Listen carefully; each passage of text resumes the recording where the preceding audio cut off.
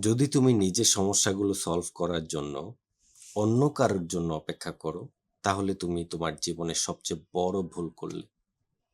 তোমার জীবনের সমস্যাগুলো একটু একটু করে সলভ করার চেষ্টা করো নিজেই। অন্য কারোর জন্য অপেক্ষা করো না, অন্য কারোর উপরে ভরসা করো না। নিজের জীবনটাকে নিজেই বদলানোর চেষ্টা করো। অনেক বড় পাহাড় সমান সমস্যা তোমার সামনে আসতে পারে। এটাই তোমার জীবনের জন্য একটা যুদ্ধ। এটাই তোমার জীবনের জন্য একটা পরীক্ষা। সো তোমার সমস্যাগুলো তোমাকে সলভ করতে হবে। তুমি যদি মনে করো যে অন্য কেউ আমার জীবনে তৃতীয় মাধ্যম হয়ে আমার সমস্যাগুলো সলভ করে দিবে, এটা তোমার সবচেয়ে বড় ভুল। নিজের জীবনকে পরিবর্তন করতে হলে নিজেকেই নিজের জীবনের হিরো হতে হবে। তোমাকে তোমার পরিবর্তন করতে হবে। তোমাকে আজকে থেকে তৈরি হতে হবে।